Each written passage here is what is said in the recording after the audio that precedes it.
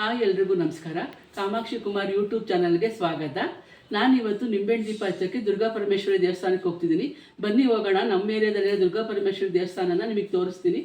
ನಾವೀಗ ಪೂಜೆಗೆ ಏನು ತಗೊಂಡೋಗ್ಬೇಕು ಅಂದರೆ ಮನೆಯಿಂದಲೇ ಸಿದ್ಧ ಮಾಡ್ಕೊಂಡು ಹೋಗಬೇಕು. ಒಂದು ಬುಟ್ಟಿಗೆ ಒಂದು ಮಂಗಳಾರತಿ ತಟ್ಟೆ, ಒಂದು ಚಾಕು, 2 ನಿಂಬೆಹಣ್ಣು, 4 ನಿಂಬೆಹಣ್ಣೆ ತಗೊಂಡೋಗಿ. ಒಂದೊಂದು ಸಲ ಒಡೆದೋಗ್ಬಿಡುತ್ತೆ, ಒಡೆದೋಗ್ಬಾರ್ದು ಆ ನಿಂಬೆಹಣ್ಣು.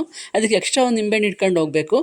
ಮತ್ತು ಒಂದು ಸ್ವಲ್ಪ ಕೆಂಪು ಹೂವು ಯಾವ್ದಾರ ಹೂವು ತಗೊಂಡೋಗಿ ಮತ್ತು ತುಪ್ಪದ ಬತ್ತಿ ಮಾಡ್ಕೊಂಡು ನೆನೆಸ್ಕೊಂಡು ತಗೊಂಡೋಗ್ಬೇಕು. ಮೊದಲಿಗೆ ಅಲ್ಲಿ ಹೋಗ್ಬಿಟ್ಟು 2 ನಿಂಬೆಹಣ್ಣ ಪಾದದ ಹತ್ರ ಇಡಬೇಕು. ದೇವ್ರ ಪಾದದ ಹತ್ರ ಇಟ್ಬಿಟ್ಟು ಪೂಜೆ ಮಾಡಬೇಕು. ನಿಂಬೆಹಣ್ಣು ಅದು ಪೂಜೆ ಮಾಡಿದ್ಮೇಲೆ ತೊಗೊಂಡು ಬಂದು ನಿಂಬೆಹಣ್ಣನ್ನ ಕಟ್ ಮಾಡಿ ಮಧ್ಯ 2 ಭಾಗ ಮಾಡಿ ಹುಳಿ ಎಲ್ಲ ಇಂಟ್ಕೋಬೇಕು. ಹುಳಿ ಇಂಟ್ಕೊಂಡು ಆ ಹುಳಿನ ಒಂದು ಗಿಡಕ್ಕೆ ಹಾಕಬೇಕು. ಗಿಡಕ್ಕೆ ಹಾಕಿ ತಟ್ಟೆ ತೊಳ್ಕೊಂಬಂದು ಸ್ವಲ್ಪ ನೀರು ಇಟ್ಕೊಂಬಂದು ಕೆಂಪು ಆರತಿ ಮಾಡ್ಕೋಬೇಕು.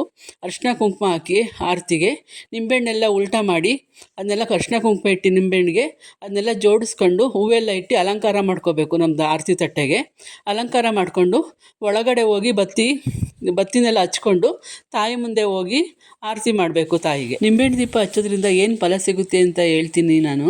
ನಿಂಬೆಹಣ್ಣು ದೀಪ ಹಚ್ಚೋದ್ರಿಂದ ನಮ್ಮ ಮನಸ್ಸಿಗೆ ಶಾಂತಿ, ನೆಮ್ಮದಿ ಎಲ್ಲ ಸಿಗುತ್ತೆ. ನಿಂಬೆಹಣ್ಣು ದೀಪ ಹಚ್ಚೋಕ್ಕೆ ನನಗೆ ತುಂಬ ಇಷ್ಟ. ವರ್ಷನೂ ಹಚ್ತೀನಿ ನಾನು. ಅದು ನಿಂಬೆಹಣ್ಣು ದೀಪ 2ನ್ನ ಕಟ್ ಮಾಡಿ ಹಚ್ಬಿಟ್ಟು 4 ದೀಪ ಉರಿಯುತ್ತೆ. ಅದನ್ನು ದೇವ್ರ ಮುಂದೆ ಹೋಗಿ ಬೆಳಗಿದ್ರೆ ನಮ್ಮ ಮನಸ್ಸಿಗೆ ಶಾಂತಿ, ನೆಮ್ಮದಿ ಎಲ್ಲ ಸಿಗುತ್ತೆ. ನಾವು ಕೇಳ್ಕೊಂಡಿರೋದು ಈಡೇರುತ್ತೆ. ನಮ್ಮ ಮನೇಲಿ ಚೆನ್ನಾಗಿದ್ದೀವಿ, ನಾವು ಸಂಸಾರ ಚೆನ್ನಾಗಿದೆ, ನನ್ನ ಮಗಳು, ನನ್ನ ಗಂಡ, ನಾನೆಲ್ಲ ಖುಷಿಯಿಂದ ಇದ್ದೀವಿ. ಮತ್ತು ಅದು ನಿಂಬೆಹಣ್ಣು ದೀಪದ ಬಗ್ಗೆ ಅಂದರೆ ನಿಂಬೆಹಣ್ಣು ದೀಪನ ಹೆಚ್ಚಿಸ್ಕೊಂಡಾರು ಹೋಗ್ಬೋದು, 2 ದೀಪ ಹಚ್ಬೋದು. ಹೆಚ್ಚಿಸ್ಕೊಂಡು ಹೋಗೋದು ಅಂದರೆ 1ರಿಂದ 48 ವಾರ ಹಚ್ಚಬೇಕು. 1 ಮಂಡಲ ಅಂದರೆ 48 ವಾರ, ಅರ್ಧ ಮಂಡಲ ಅಂದರೆ 24 ವಾರ, ಕಾಲು ಮಂಡಲ ಅಂದರೆ 12 ವಾರ. ನಿಮ್ಗೆ ಯಾವ್ದು ಅನುಕೂಲ ಆಗುತ್ತೋ ಅದನ್ನು ಮಾಡ್ಬೋದು. ವರ್ಷಕ್ಕೊಂದ್ಸಲ ಆಷಾಢ ಮಾಸದಲ್ಲಿ ಶುರು ಮಾಡಿ ಯಾವಾಗ ಬೇಕಾದ್ರೂ ಮುಗಿಸ್ಬೋದು. ಮುಗಿಸಾದ್ಮೇಲೆ ಆ ಮಡ್ಲಕ್ಕಿ ಕೊಡಬೇಕು ತಾಯಿಗೆ, ಒಳ್ಳೆಯದಾಗುತ್ತೆ. ಸುಮನಸ ವಂದಿತ ಸುಂದರಿ ಮಾಧವಿ ಚಂದ್ರ ಸಹೋದರಿ ಹೇಮಮಯೇ ಮುನಿಗಣ ಮಂಡಿತ ಮೋಕ್ಷ ಪ್ರದಾಯನಿ ಮಂಜುಳ ಭಾಷಿಣಿ ವೇದನುತೆ ಪಂಕಜವಾಸಿನಿ. ಈ ಪೂಜೆ ಮಾಡೋಕ್ಕೆ ಏನೇನು ರೂಲ್ಸ್ ಫಾಲೋ ಮಾಡಬೇಕು ಅಂತ ಹೇಳ್ತೀನಿ. ಏನಪ್ಪ ಅಂದರೆ ಪ್ರತಿ ಶುಕ್ರವಾರ ಬೆಳಗ್ಗೆ ಬೇಗ ಎದ್ದೇಳಬೇಕು. ಬೇಗ ಎದ್ದು ಮನೇಲೆಲ್ಲ ಬೇಗ ಕೆಲಸ ಮುಗಿಸಿ ಎಲ್ಲ ಮನೆ ಕ್ಲೀನ್ ಮಾಡಿಕೊಂಡು ಶುಕ್ರವಾರ ಸ್ನಾನ ಮಾಡಿ ಮನೇಲಿ ಪೂಜೆ ಮಾಡಿ ನಿಂಬೆಹಣ್ಣು ದೀಪ ಹಚ್ಚೋಕ್ಕೆ ಹೋಗಬೇಕು. ಅದೊಂಥರ ಕುತೂಹಲ, ಒಂಥರ ಟೆನ್ಷನ್ನು ಎಲ್ಲ ಇರುತ್ತೆ, ಖುಷಿನೂ ಇರುತ್ತೆ ನಿಂಬೆಹಣ್ಣು ದೀಪ ಹಚ್ತಿದ್ದೀವಲ್ಲ ಅಂತ. ಶುಕ್ರವಾರದ ಹೊತ್ತು ಮಾಡಬೇಕು ಇದನ್ನು. ಶುಕ್ರವಾರ ಬೆಳಗ್ಗೆ 10:30ಯಿಂದ 12 ಗಂಟೆವರೆಗೂ ರಾಹು ಕಾಲ ಇರುತ್ತೆ. ರಾಹು ಕಾಲದಲ್ಲೇ ತಾಯಿಗೆ ನಿಂಬೆಹಣ್ಣು ದೀಪ ಹಚ್ಚಿದ್ರೆ ತುಂಬ ಒಳ್ಳೆಯದಾಗುತ್ತೆ ಒಂದು ನಂಬಿಕೆ. 10:30 ಟೈಮಲ್ಲಿ 10:30ಯಿಂದ 12 ಗಂಟೆವರೆಗೂ ಹಚ್ಚಬೇಕು. ಇದನ್ನು ಯಾವ ದೇವರಿಗೆ ಹಚ್ಚಬೇಕಪ್ಪ ಅಂದರೆ ದುರ್ಗಾ ಪರಮೇಶ್ವರಿ, ಚಾಮುಂಡೇಶ್ವರಿ, ಗ್ರಾಮ ದೇವತೆ. ನಿಮ್ಮ ಊರಲ್ಲಿ ಯಾವುದೇ ದತ್ತತ್ರ ದೇವತೆಗಳಿದೆ, ಗ್ರಾಮ ದೇವತೆ, ದುರ್ಗಾ ಪರಮೇಶ್ವರಿ, ಚಾಮುಂಡೇಶ್ವರಿ, ಹೆಣ್ಣು ದೇವರುಗಳಿಗೆ ಈ ದೀಪ ಹಚ್ಚಿದ್ರೆ ತುಂಬ ಒಳ್ಳೆಯದು. ಆದರೆ ಶಾಂತಿ ದೇವರುಗಳಿಗೆ ಹಚ್ಚಬಾರ್ದು. ದುರ್ಗಾ ಪರಮೇಶ್ವರಿ, ರೌದ್ರ ದೇವತೆಗಳಿಗೆ ಮಾತ್ರ ಇದನ್ನು ಹಚ್ಚಬೇಕು ನಿಂಬೆಹಣ್ಣು ದೀಪನ. ನಾನು 2 ನಿಂಬೆಹಣ್ಣ ದೀಪ ಹಚ್ಕೊಂಡು ಬಂದೆ. ನಂದು 23 ವಾರ ಆಗಿತ್ತು, ಇದು 24ನೇ ವಾರ. ಈ ವಾರ ನಿಂಬೆಹಣ್ಣು ದೀಪ ಹಚ್ಚಿ ಮಡ್ಲಕ್ಕಿ ಕೊಡ್ತಾಯಿದ್ದೀನಿ. ಮಡ್ಲಕ್ಕಿಗೆ ಏನೇನು ಸಾಮಗ್ರಿ ಬೇಕು ಅಂದರೆ ಅಕ್ಕಿ ತೊಗೋಬೇಕು. ಅಕ್ಕಿ ಕೆಂಪು ಸೀರೆ ಕೊಟ್ಟರೆ ಒಳ್ಳೆಯದು ಅಂತ ಹೇಳ್ತಾರೆ. ಕೆಂಪು ಸೀರೆ ತಂದಿದ್ದೀನಿ ನಾನು. ವೀಳ್ಯದೆಲೆ, ಅಡಿಕೆ, ಒಂದು ಚಿಪ್ಪು ಬಾಳೆಹಣ್ಣು, 1 ಅಚ್ಚು ಬೆಲ್ಲ, 1 ತೆಂಗಿನಕಾಯಿ, ಕೆಂಪು ಬಳೆ, ಹೂವು, ಅರಿಶಿನ ಕುಂಕುಮ ಇದನ್ನೆಲ್ಲ ಇಟ್ಬಿಟ್ಟು ಅಲ್ಲಿ ದೇವಸ್ಥಾನದಲ್ಲಿ ಅರ್ಚಕರಿಗೆ ಕೊಡಬೇಕು, ಅಲ್ಲಿ ತಾಯಿಗೆ ಪೂಜೆ ಮಾಡಿ ಅಂತ.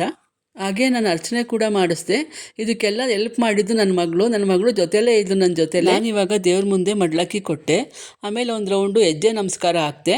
ನಾನು ಪ್ರತಿ ವಾರ ಹೋದಾಗಲೆಲ್ಲ ಹೆಜ್ಜೆ ನಮಸ್ಕಾರ ಹಾಕ್ತೀನಿ. ನಾನು ಇದನ್ನೆಲ್ಲ ಏನಕ್ಕಪ್ಪ ತೋರಿಸ್ತಾ ಇದ್ದೀನಿ ನಿಮಗೆ ಅಂದರೆ ನನ್ನ ಸುತ್ತಮುತ್ತ ಇರೋ ಜನ, ನನ್ನ ಫ್ರೆಂಡ್ಸ್ಗಳು, ನನ್ನ ಅಕ್ಕ ತಂಗಿರು ಎಲ್ಲರೂ ಚೆನ್ನಾಗಿರಬೇಕು, ಎಲ್ರಿಗೂ ಒಳ್ಳೇದಾಗಬೇಕು, ಅವ್ರ ಮನೇಲೂ ಶಾಂತಿ ನೆಮ್ಮದಿ ಸಿಗಬೇಕು ಅಂತ ಕೇಳ್ಕೊಳ್ಳೋಕ್ಕೆ ನಾನು ಇದನ್ನು ಹೇಳ್ತಾ ಇದ್ದೀನಿ.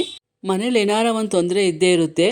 ಆದರೆ ಎಲ್ಲರ ಮನೇಲೂ ಬಂದೇ ಬರುತ್ತೆ. ಒಂದು ಜಗಳ ಇರ್ಬೋದು, ಒಂದು ಫೈನಾನ್ಸ್ ಪ್ರಾಬ್ಲಮ್ ಇರ್ಬೋದು, ಏನೇ ಪ್ರಾಬ್ಲಮ್ ಇದ್ರೂ ಅದಕ್ಕೆ ಒಂದು ಒಳ್ಳೆ ಸೊಲ್ಯೂಷನ್ ಅಂದರೆ ಈ ತಾಯಿಗೊಂದು ದೀಪ ಹಚ್ಚಿ ತುಂಬ ಒಳ್ಳೆಯದಾಗುತ್ತೆ. ನಾನೀಗೊಂದು ಉದಾಹರಣೆ ಹೇಳ್ತೀನಿ. ನನ್ನ ಫ್ರೆಂಡ್ ಇದ್ದರು, ಅವ್ರ ಮಗಳಿಗೆ ಮದುವೆನೇ ಫಿಕ್ಸ್ ಆಗಿರಲಿಲ್ಲ. ನಾನು ಅವ್ರು ನಿಂಬೆಹಣ್ಣು ದೀಪ ಹಚ್ಚೋಕ್ಕೆ ಹೋಗ್ತಾಯಿದ್ದೆ. ಅವ್ರು ನನಗೆ ಸಿಕ್ಕಿದ್ರು. ಅವಾಗ ಕೇಳಿದ್ರು, ಅದಕ್ಕೆ ಹಿಂಗೆ ಹೋಗ್ತಾಯಿದ್ದೀನಿ ನಿಂಬೆಹಣ್ಣು ದೀಪ ಹಚ್ಚೋಕ್ಕೆ ಅಂದೆ. ಆವಾಗ ಅವ್ರಿಗೆ ಹೇಳಿದೆ ನಾನು, ನೀವು ಹಚ್ಚಿ ಅಂತ. ಅವರು ನನಗೆ ನೆಕ್ಸ್ಟ್ ವಾರದಿಂದ ಅವರೂ ಬಂದು ಹಚ್ಚಿದ್ರು. ಅವ್ರು 5 ವಾರ ಹಚ್ಚೋದ್ರೊಳಗಡೆ ಮಗಳು ಮದುವೆನೇ ಫಿಕ್ಸ್ ಆಯಿತು.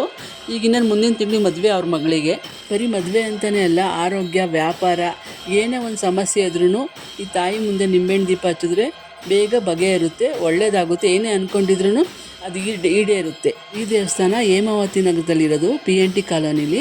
ಈ ದೇವಸ್ಥಾನದಲ್ಲಿ ತುಂಬ ದೇವತೆಗಳಿದೆ. ಒಂದು ದೇವಸ್ಥಾನಕ್ಕೆ ಹೋದರೆ ನಾವು ಒಂದೇ ದೇವತೆ ನೋಡೋಕ್ಕಾಗಲ್ಲ, ತುಂಬ ನವಗ್ರಹ ನೋಡ್ಬೋದು. ಆಂಜನೇಯ ಸ್ವಾಮಿ, ಅಮೃತೇಶ್ವರ ಸ್ವಾಮಿ, ಸಂಕಷ್ಟರ ಗಣಪತಿ, ಸತ್ಯನಾರಾಯಣ ಸ್ವಾಮಿ, ಸುಬ್ರಹ್ಮಣ್ಯ ಸ್ವಾಮಿ ಮತ್ತು ಎಲ್ಲ ದೇವತೆಗಳು ಇಲ್ಲೇ ಇದೆ. ಎಲ್ಲ ನಮಸ್ಕಾರ ಮಾಡ್ಕೊಂಡು ಮನಸ್ಸಿಗೆ ನೆಮ್ಮದಿ ಶಾಂತಿ ತಗೊಂಡು ಹೋಗ್ಬೋದು ಈ ದೇವಸ್ಥಾನಕ್ಕೆ ಬಂದರೆ. ನಿಂಬೆಹಣ್ಣು ದೀಪ ಹಚ್ಚೋಕ್ಕೆ ನೀವು ಸೀರೆ ಉಟ್ಕೊಂಡೆ ಹೋಗಿ, ಅದೇ ಶ್ರೇಷ್ಠ. ಸೀರೆ ಉಡಬೇಕು ಹೆಣ್ಮಕ್ಳು. ಇನ್ನು ಯಾರ್ಯಾರು ಯೂಟ್ಯೂಬ್ ಚಾನಲ್ಗೆ ಸಬ್ಸ್ಕ್ರೈಬ್ ಆಗಿಲ್ಲ, ಸಬ್ಸ್ಕ್ರೈಬ್ ಮಾಡ್ಕೊಳ್ಳಿ, ಶೇರ್ ಮಾಡಿ, ಲೈಕ್ ಮಾಡಿ, ಸಪೋರ್ಟ್ ಮಾಡಿ. Thank you. ಎಲ್ರಿಗೂ ನಮಸ್ಕಾರ.